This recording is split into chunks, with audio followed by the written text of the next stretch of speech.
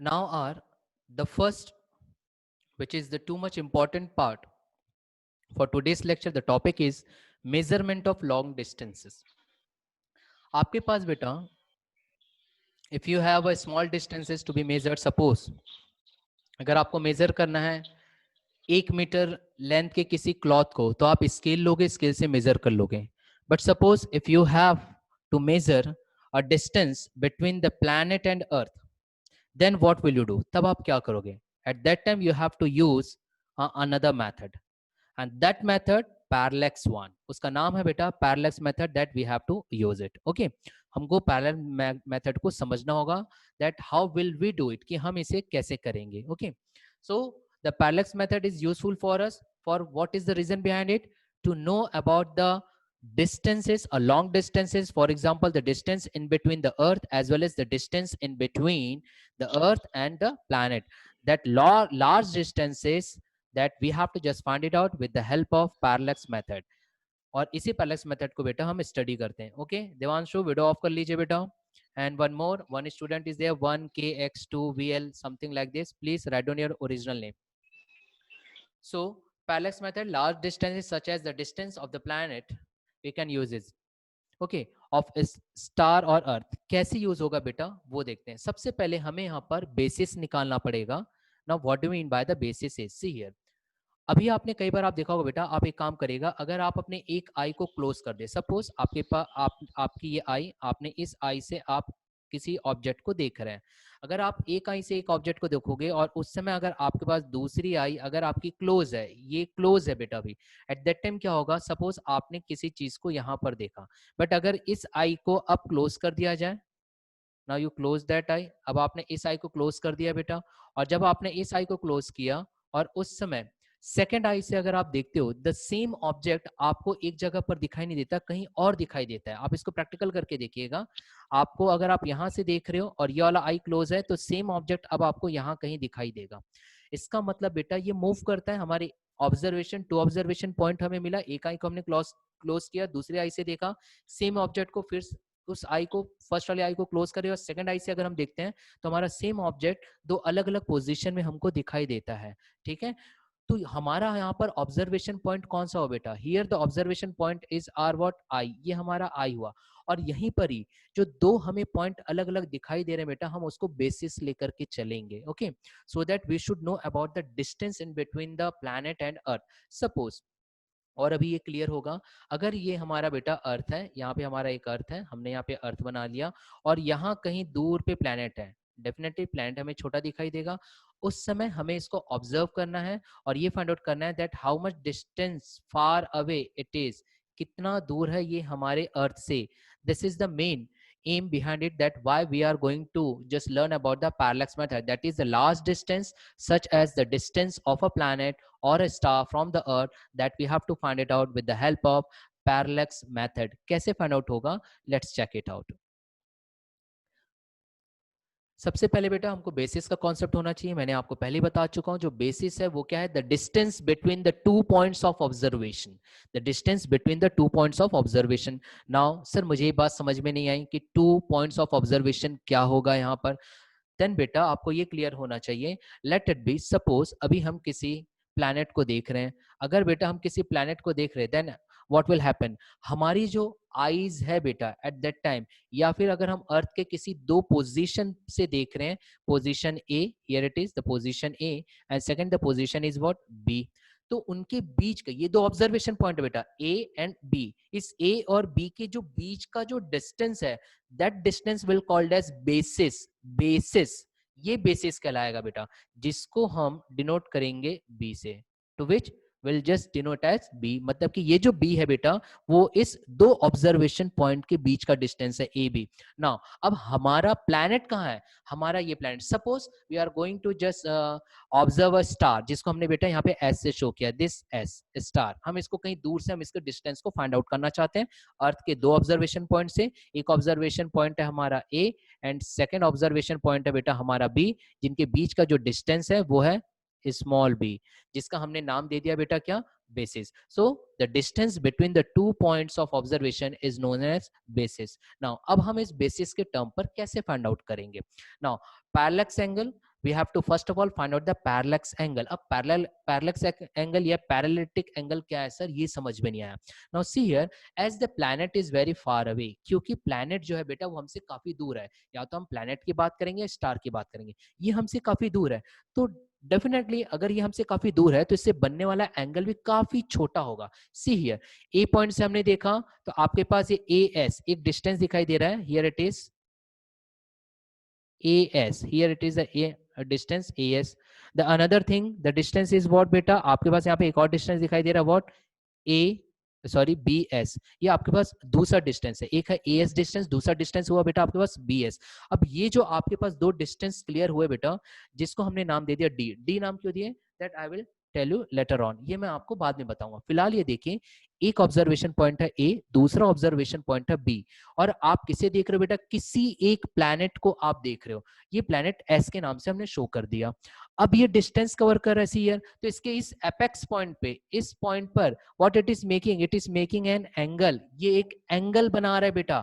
That angle, वो angle का जो नाम है वो है parallax angle. That angle is called as what, parallax angle, और the another name is what, parallactic angle. या तो आप पैरेलैक्स एंगल बोलिए या फिर बेटा आप बोल सकते हैं पैरालैक्टिक एंगल.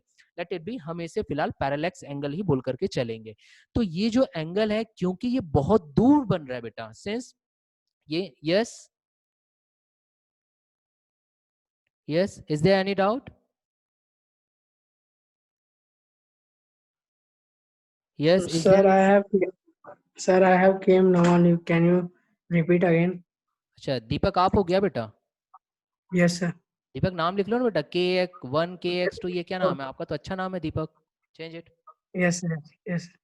अब यहाँ पर देखिए बेटा, आपके पास क्या हुआ, आपने प्लेनेट रखा. मैंने बताया कि आपके पास ये एक प्लेनेट है, ये एक प्लेनेट है जिसका नाम हमने एस दिया. इसको हम दो ऑब्जर्वेशन पॉइंट से देख रहे हैं. कौन से दो ऑब्जर्वेशन पॉइंट है, जिसका नाम एक हमने नाम दिया A, and second observation is what, B. अब इन दो ऑब्जर्वेशन के बीच का जो डिस्टेंस रहेगा, that distance will called as what, small B, that is basis. इस डिस्टेंस का नाम बेसिस होगा बेटा. ओके, सेकेंड थिंग, अब क्योंकि हम इसे ए से एस की ओर देख रहे हैं, तो आपके पास एक डिस्टेंस बन रहा है ए एस, ठीक है, स्क्रीन पर आपको दिखाई दे रहा है. दूसरा, आप बी से एस की ओर देख रहे हो, अगेन आपके पास एक डिस्टेंस बन रहा है बी एस. ठीक, अब हमने इसका नाम डी दिया. क्यों नाम दिया, दोनों का नाम डी क्यों दिया, कैसे पता चला सर कि दोनों का डिस्टेंस सेम होगा, जो आपने कैपिटल डी रखा, ये हम बाद में समझेंगे. फिलहाल अभी आप ये देखिए ए एस और B S. Now it is forming what, angle, एक एंगल फॉर्म कर रहा है. मतलब ये बेटा लाइक दिस, आपके पास ये कंस्ट्रक्ट हुआ इस तरीके का, और यहाँ पे ये जो एंगल आया, ये आपके पास ए आ गया है, ये आपके पास बी आया है, इसके बीच का डिस्टेंस स्मॉल बी है, और ये एस था जिसे हम देख रहे थे, कोई प्लैनेट है जिससे एक एंगल बना रहा है थीटा. अब ये क्योंकि काफी दूर है, since the planet is far away from earth, that's why the angle will be too much smaller. Angle जो होगा बेटा वो बहुत बहुत बहुत ही छोटा होगा. इसलिए आपने क्लास 10th में एक चीज पढ़ा होगा, और जिसे बेटा हम 11th में और अच्छे से पढ़ेंगे, फिजिक्स में भी, मैथमेटिक्स में. अगर आपके पास, आपने पढ़ा होगा बेटा साइन थीटा, यहां मैं लिख दे रहा हूं साइन थीटा. साइन थीटा की वैल्यू हम क्या पढ़ते थे बेटा, P/H, लाइक दिस हम कुछ लिखते थे. ठीक है, फिर आपके पास आता था बेटा कॉस थीटा, तब आप लिखते थे base by hypotenuse, like this. और अगर आपके पास आता था बेटा tan theta, at that time आप क्या लिखते थे, P by B perpendicular upon base, like this, आप ऐसा लिखा करते थे. बट बेटा अब आपको एक कॉन्सेप्ट याद रखना है, if theta is very very very small, अगर थीटा बहुत बहुत बहुत ज्यादा स्मॉल है, बहुत ही ज्यादा स्मॉल है, एट दैट टाइम, उस समय आपके पास साइन फंक्शन, कॉस फंक्शन और टेन फंक्शन सबकी वैल्यू अप्रोक्सीमेटली सेम आती है.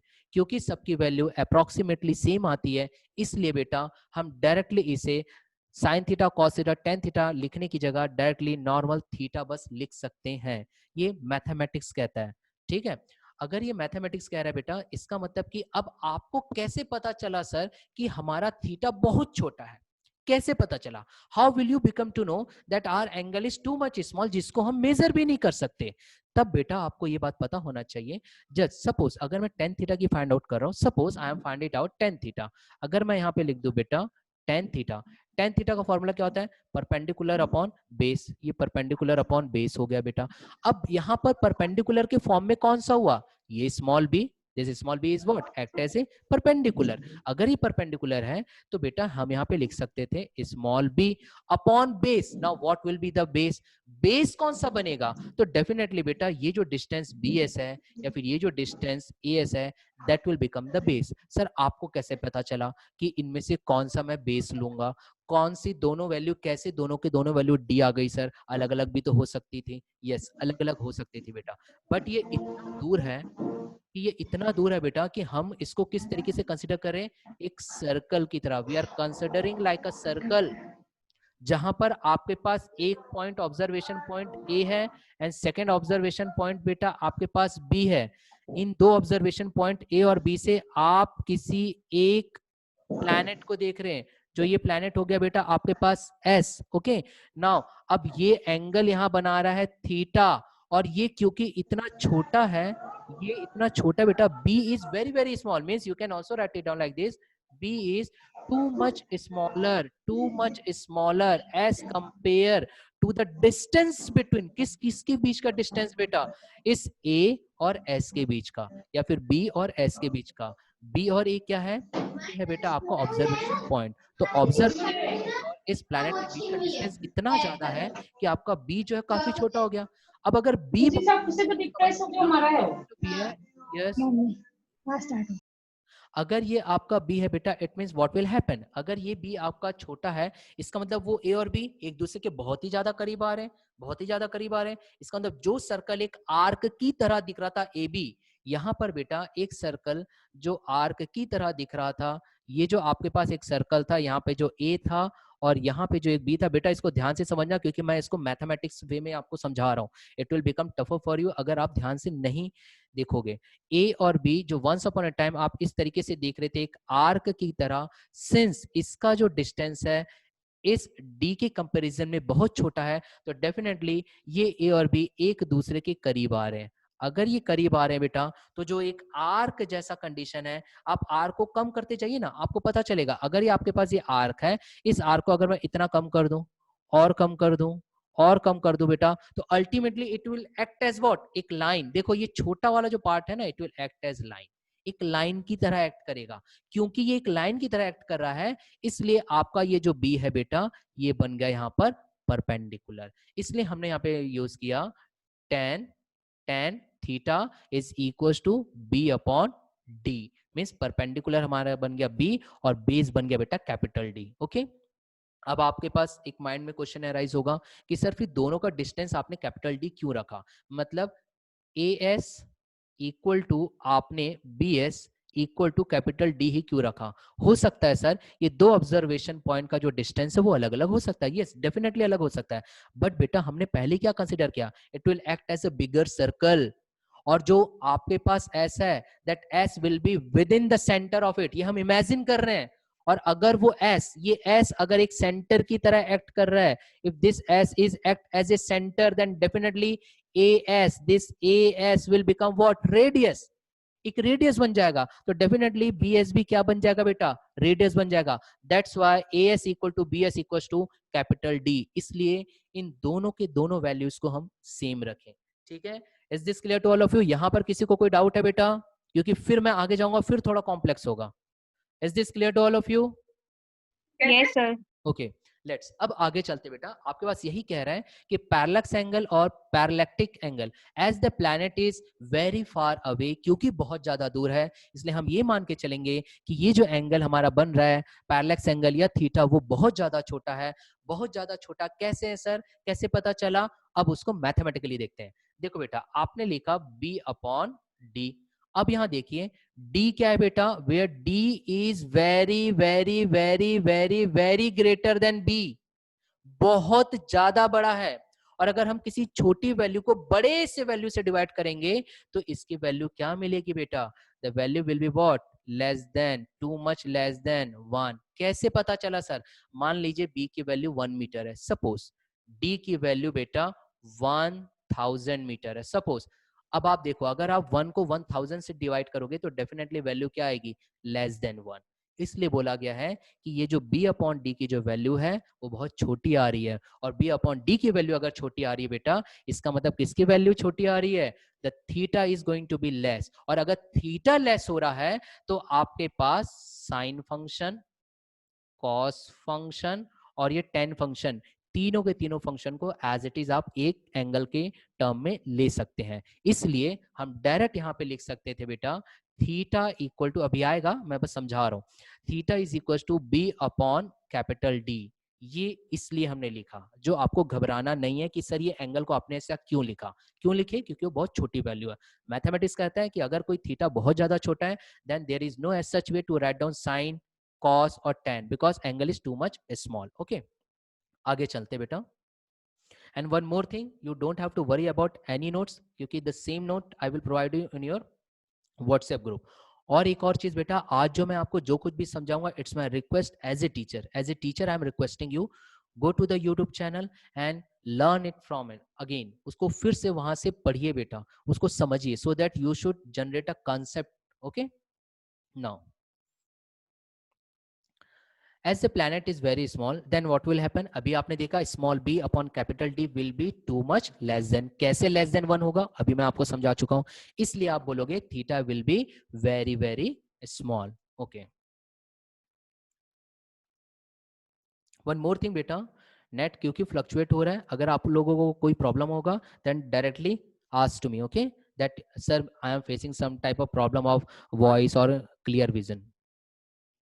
नाउ अगेन, अब बेटा क्योंकि आपके पास थीटा वेरी स्मॉल हो गया तो अप्रोक्सीमेटली हम इसको क्या ले सकते थे, then approximately we can take B as an what, arc length. याद करो मैंने अभी बताया था बेटा, जो आपका बी है वो कैसे हो जाएगा, एक आर्क था पहले कभी, और अगर बी आर्क है, एस को हमने सेंटर ऑफ द सर्कल माना है, at that time D will become what, the radius of that circle. ये भी मैंने आपको क्लियर कर दिया बेटा, इसलिए आपके पास A S equal to B S equal to what, capital D because it is acting as what, radius. Okay, now see here, अब बेटा क्लास 10th के कल भी मैंने आपको समझाया था the same formula, class 10th पे हमने एक पढ़ा था बेटा कि arc is equal to radius, arc is equals to radius upon what, theta, ये हमने पढ़ा था।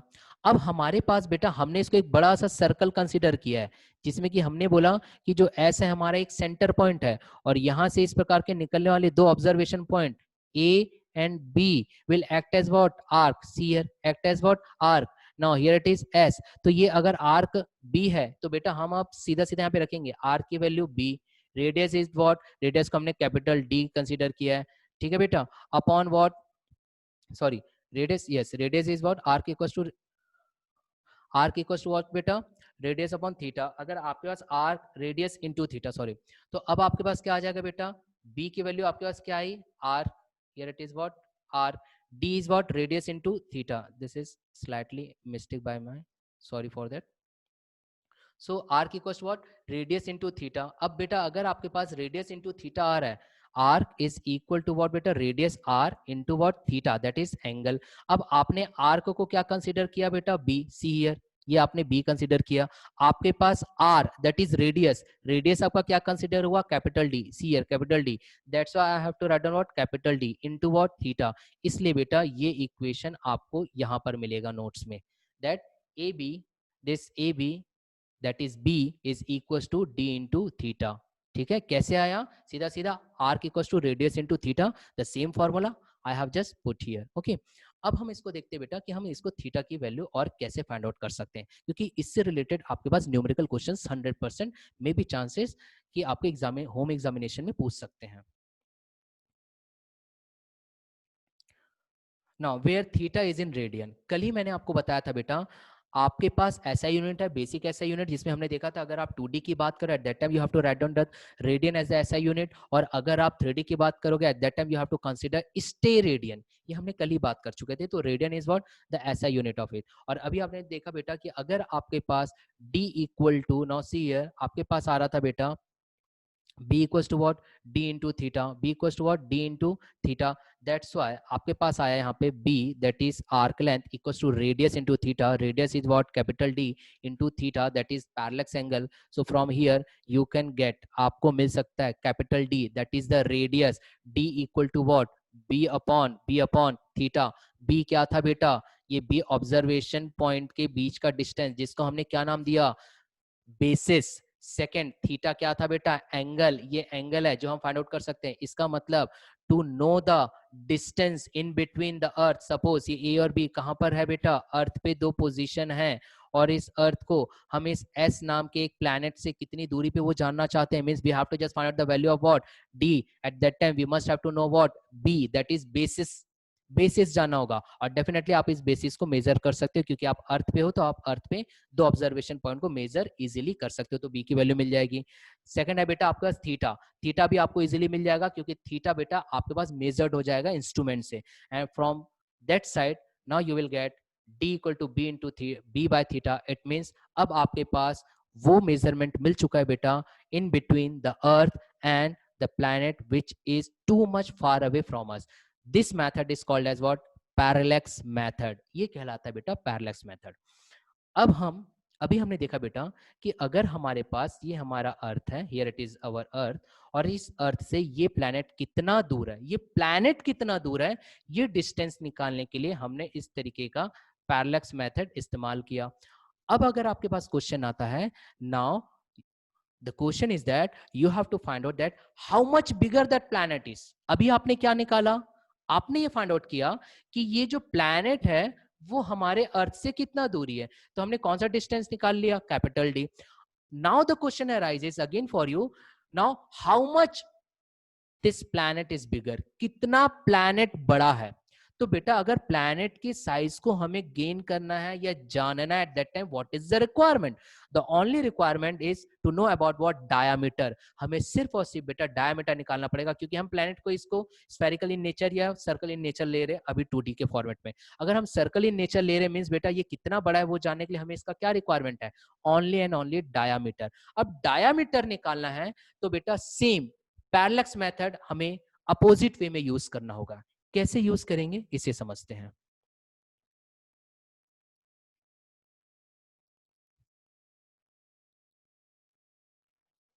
Now to determine the size or angular diameter of the planet. Size मतलब डायमीटर की बात चली बेटा, उसी डायमीटर को फिजिक्स लैंग्वेज में कह दिया angular diameter of the planet. So you don't have to worry about it कि सर मैं तो पहली बार सुन रहा हूँ एंगुलर डायमीटर क्या होता है, कुछ तिरछा होता है, कुछ घूमता हुआ होता है. नो बेटा, angular diameter means in language of physics I am talking about only and only diameter of that body. Okay, so उससे हमें साइज मिल जाएगा. But how will we become about to know, कैसे पता चलेगा बेटा. अब यहाँ पे कुछ पॉइंट्स है जो सबसे पहले हम कंसीडर करेंगे, और फिर बेटा मैं उसको डिटेल में आपको बताऊंगा. आज पूरा का पूरा मेरा टॉपिक जो है बेटा कंसंट्रेट होगा इसी पैरेलैक्स मेथड में, how to just find it out. Then मैं आपको सिखाऊंगा बेटा कैसे बड़े बड़े क्वेश्चंस को इजीली वे में सॉल्व करोगे आप. सी हियर, सबसे पहले हम कंसीडर करें कि हम जो भी प्लैनेट लेंगे उसका एक डायमीटर हमको कंसीडर करना पड़ेगा, and that diameter I am considering as small D, जो आपकी स्क्रीन में दिखाई दे रहा है. सेकंड बेटा, अब अगर अभी आपने देखा था पैरेलैक्स मेथड में हमको एक एंगल भी लेना रहता था, इससे पहले हमने एंगल क्या लिए थे, थीटा लिए थे. तो अब इसको थोड़ा सा डिफरेंस करने के लिए थीटा की जगह हम अल्फा ले लेंगे. ठीक है, so angular size of the planet, angular size मतलब वो एंगल की ही बात कर रहा है and nothing else. Okay, now angle subtended by D at the earth कैसा होगा मैं समझाऊंगा, अभी सिर्फ नोटिफिकेशंस को आप देखिए.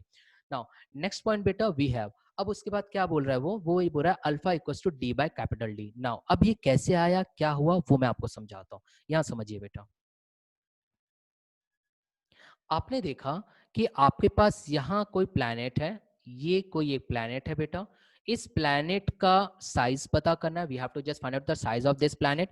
तो मैंने इसका कंसीडर किया कि diameter is small D. Okay, now these 2 points, the extreme point of this diameter will become what, now the become of what, observation point. Okay, अब इसको हम कहां से देखेंगे, we have to just see it. हमको देखना होगा अर्थ से टेलीस्कोप से, सपोज हम देख रहे हैं बेटा, तो टेलीस्कोप से हम देख रहे हैं तो एक सिंगल पॉइंट हमें मिलेगा लाइक दिस, ये एक पॉइंट मिला और उसी पॉइंट से हम इसे देख रहे हैं बेटा, लाइक दिस। ओके, नाउ अब ये आपको ठीक वैसा ही ट्रायंगल दिखाई देगा बेटा जैसा अभी हमने इससे पहले बनाया था।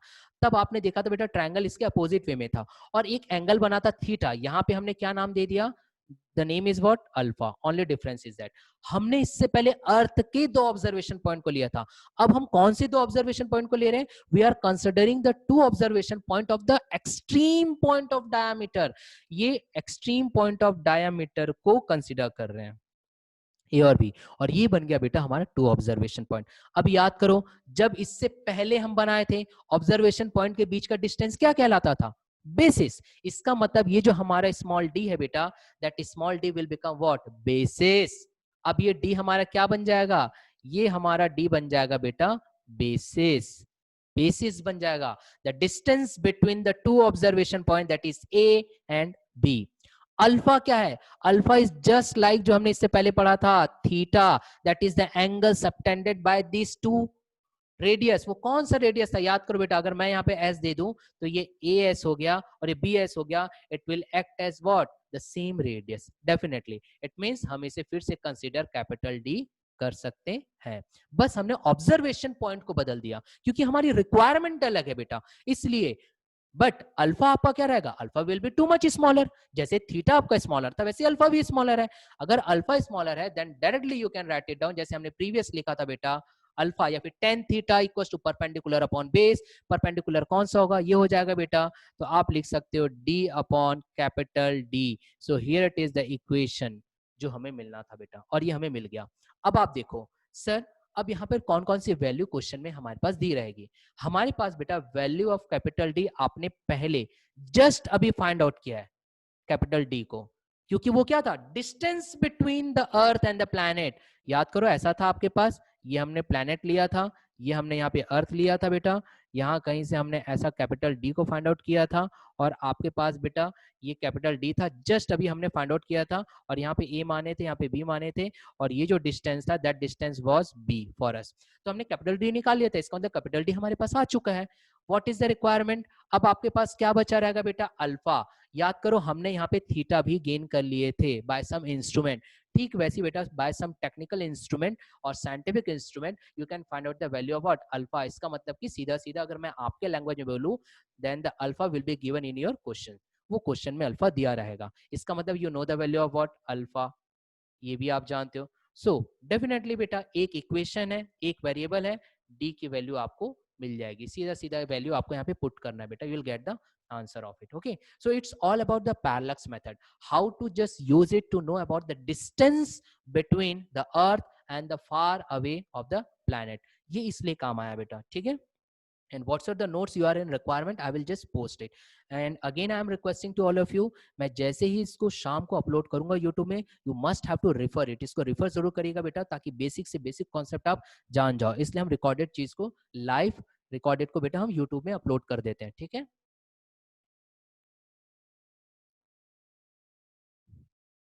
नाउ नेक्स्ट अगर हम देखते हैं बेटा, अब आपके पास क्या आ रहा है, एक तो हमने देखा alpha can be measure from the some location, ये मैंने आपको बता दिया हूँ। सेकंड मैंने बताया it is the angle between the two direction, और वो कौन सा है बेटा, डायमेट्रिकली जो बनाया है, कहां पर, opposite point of the planet, ये मैंने बता चुका हूँ आपको, कहां पर बना दिया था, टेलीस्कोप पर। ओके नेक्स्ट अब हम चलते बेटा, इससे